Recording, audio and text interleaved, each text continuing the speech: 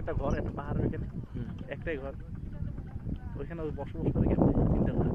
আপনি আশ্চর্য নিয়ে দেখেন মেঘগুলা কই হঠাৎ আমাদের এখানে আমাদের ঠান্ডা লাগতেছে না, মেঘ। আমরা কিন্তু মেঘের ভিতরেই আছি এখন, পুরা মেঘের ভিতরে।